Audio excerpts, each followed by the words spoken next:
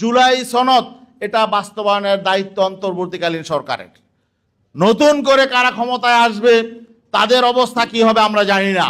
এই সরকার শুধু নির্বাচনকালীন সরকার নয়, এই সরকার বাংলাদেশকে নতুন বাংলাদেশ হিসাবে গড়ে তোলার জন্য সংস্কার কার্যক্রম বাস্তবায়ন করবে। এজন্য এই সরকারকে ক্ষমতায় বসানো হয়েছে। অতএব শুধুমাত্র নির্বাচন দিয়ে সরকার চলে যাবে, সরকারের দায় দায়িত্ব কিন্তু এই পর্যন্ত নয়। এই জন্যে শুধু ঘোষণাপত্র দিলেই হবে না, এবং আমাদের জুলাই সনদ দিতে হবে এবং তা এই সরকারকে বাস্তবায়ন করে যেতে হবে।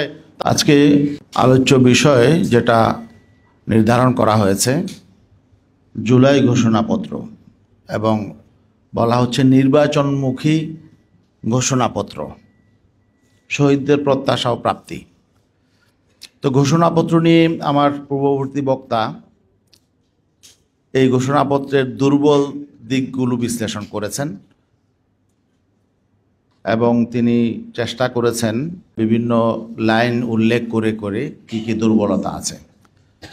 তা ইসলামী আন্দোলন বাংলাদেশ আনুষ্ঠানিক প্রতিক্রিয়ায় বলেছে যে ঘোষণাপত্রটি দুর্বল হয়েছে, অপূর্ণাঙ্গ হয়েছে, শুধু তাই না বরং বৈষম্যমূলক হয়েছে।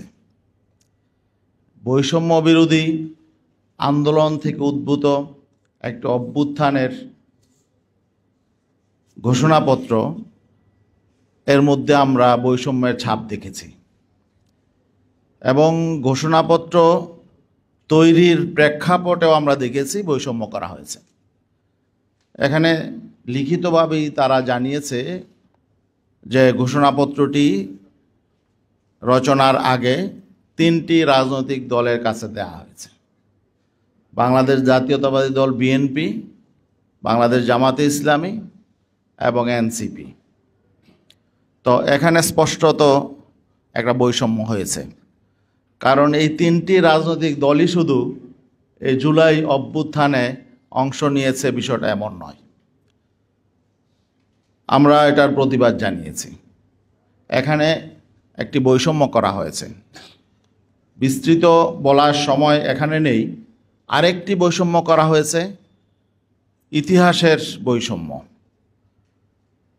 এবং ইতিহাসের বৈষম্যের ক্ষেত্রে আমাদের জাতিসত্তার পরিচয়কে আড়াল করার চেষ্টা করা হয়েছে।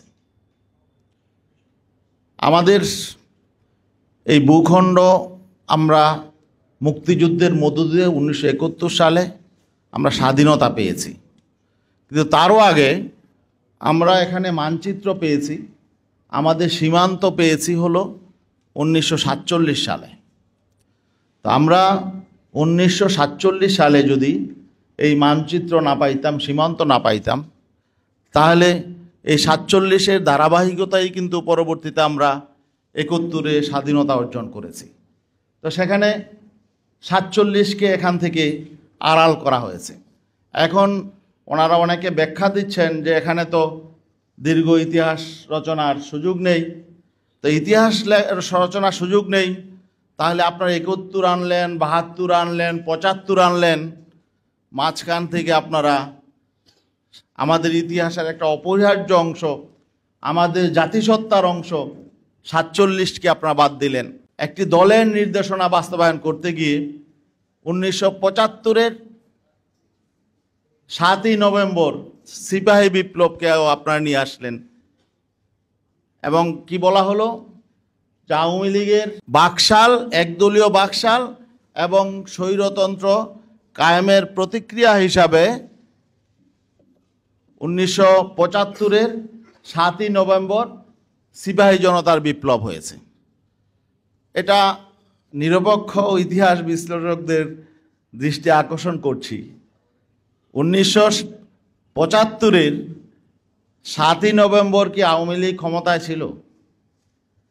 তাই বাকশাল এবং একদলীয় শাসন স্বৈরতন্ত্রের প্রতিক্রিয়া হিসাবে আমরা জানি সংগঠিত হয়েছে 1975-এর 15ই আগস্ট। সেটাকে হ্যাঁ, তার পক্ষে বিপক্ষে কথা থাকতে পারে, কিন্তু আপনি একটা বাস্তব সত্য, জ্বলন্ত সত্য, এটাকে আপনি পাশ কাটিয়ে গিয়ে একটা অসত্যের আশ্রয় নিলেন, এটা কাদেরকে সন্তুষ্ট করার জন্য? এবং আপনার ইতিহাসের একটা অংশকে আপনি বাদ দিলেন মাঝখান থেকে, এটা কেন? 1975-এর 7ই নভেম্বর সেখানে তো আওয়ামী লীগের কাছ থেকে সিপাহী জনতা ক্ষমতা নেয় নাই। এই যে বিষয়গুলো, এগুলো আপনারা ভেবেছেন যে কেউ হয়তো এগুলো নিয়ে কথা বলবে না। এগুলো কেন হলো? আমরা স্পষ্ট বলতে চাই, এই যে ঘোষণাপত্র, জুলাই ঘোষণাপত্র, এটা একটা দলের আকাঙ্ক্ষার বাস্তবায়ন হয়েছে। কেন বলবো এটা? যেহেতু আপনারা 3টা দল মিলে ঘোষণাপত্র প্রস্তুত করেছেন, সেটা আমরা জানতে পেরেছি, আপনারাও স্বীকার করেছেন। সেখানে কিন্তু 2টো দল পরে আবার এর বিরোধিতা করেছে। তার মানে কি? তাহলে আমরা বুঝতে পারলাম এই ঘোষণাপত্র শুধুমাত্র একটি দলের ইচ্ছায় রচিত হয়েছে। এটা তো তাহলে এই জুলাই অভ্যুত্থানের শক্তি যারা রয়েছে, গোটা শক্তি, এবং গোটা আপনারা বলেছেন জনগণের অভিপ্রায়ে এই ঘোষণাপত্র ঘোষিত হয়েছে। তাহলে জনগণের অভিপ্রায় হলো কি করে? এটা তো একটি দলের অভিপ্রায় হয়েছে। এখানে একটি দল ছাড়া আর সব পক্ষই তো এটাকে প্রত্যাখ্যান করেছে। এখানে বলা হয়েছে শহীদের প্রত্যাশা। শহীদরা তো তাদের প্রত্যাশা আল্লাহর কাছে পেয়ে যাবেন, চলে গেছেন, আল্লাহ তাদেরকে যাজা দিবেন। কিন্তু আমরা যারা বেঁচে আছি, নতুন দেশের স্বপ্ন দেখেছিলাম, জুলাই বিপ্লবীরা যারা রয়েছেন নতুন বাংলাদেশের স্বপ্ন দেখেছিল। গোটা বাংলাদেশের মানুষ বিগত দিন যে রাজনীতি হয়েছে, যে দুঃশাসন হয়েছে, দুর্নীতি হয়েছে, যে বৈষম্য হয়েছে, থেকে মুক্তির জন্য জুলাই অভ্যুত্থান ঘটিয়েছে। কিন্তু আমরা কিন্তু সে আলামত দেখতে পাচ্ছি না। এটা কিভাবে এখন বাকি আমরা কিভাবে নতুন দেশ বিনির্মাণ করব? একটি পক্ষ তারা পুরাতন অবস্থা থেকে নতুন অবস্থায় ফিরতে চায় না। এই অবস্থায় আমাদেরকে নতুনভাবে ভাবতে হবে যে আসলে আমরা জুলাই বিপ্লব কেন করেছিলাম, আমরা কেমন দেশ চেয়েছি। বিশেষ করে এখানে অনেক গুণীজনরা রয়েছেন, তারা অনেকেই জুলাই বিপ্লবে, জুলাই অভ্যুত্থানে মাঠে নেতৃত্ব দিয়েছেন, মাঠে নেমে এসেছিলেন, সবাই সব শ্রেণী পেশা মানুষ মাঠে নেমে এসেছিলেন। কিন্তু তাদের মধ্যে আমরা আজকে হতাশা দেখছি। কেন আমরা হতাশ হব? আরেকটা বিষয় যেটা সুনির্দিষ্টভাবে এখানে আরো উল্লেখ করা দরকার ছিল, অনেক আলোচক যেহেতু বলেছেন, এখানে আওয়ামী লীগের এই 15 বছরে আরো যে গুরুত্বপূর্ণ যে 2টি ঘটনা ছিল, সেটা হলো সেই পিলখানার বিডিআর হত্যাকাণ্ড এবং সেই 2013 সালের শাপলা চত্বরের হেফাজতের হত্যাকাণ্ড। এই 2টা ঘটনাও এই ঘোষণাপত্র থেকে বাদ গেছে।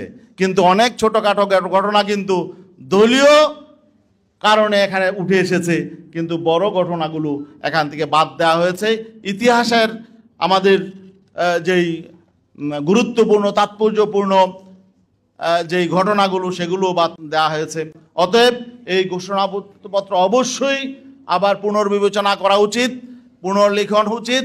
এবং আরেকটা বিষয়, এই ঘোষণাপত্র শুধু নয়, জুলাই সনদ, এটা বাস্তবায়নের দায়িত্ব অন্তর্বর্তীকালীন সরকারের। নতুন করে কারা ক্ষমতায় আসবে, তাদের অবস্থা কি হবে আমরা জানি না। এই সরকার শুধু নির্বাচনকালীন সরকার নয়, এই সরকার বাংলাদেশকে নতুন বাংলাদেশ হিসাবে গড়ে তোলার জন্য সংস্কার কার্যক্রম বাস্তবায়ন করবে। এজন্য এই সরকারকে ক্ষমতায় বসানো হয়েছে। অতএব শুধুমাত্র নির্বাচন দিয়ে সরকার চলে যাবে, সরকারের দায় দায়িত্ব কিন্তু এই পর্যন্ত নয়। এই জন্যে শুধু ঘোষণাপত্র দিলেই হবে না, এবং আমাদের জুলাই সনদ দিতে হবে, এবং তা এই সরকারকে বাস্তবায়ন করে যেতে হবে। তার আইনি ভিত্তি, আইনি কাঠামোর মধ্যে এগুলো নিয়ে আসতে হবে। আমরা ইসলামী আন্দোলন বাংলাদেশ সংস্কার, বিচার এবং আগামী দিনে নতুন দেশ প্রতিষ্ঠার জন্য আমরা সুশাসন প্রতিষ্ঠার আন্দোলন করে যাব। আসসালামু আলাইকুম।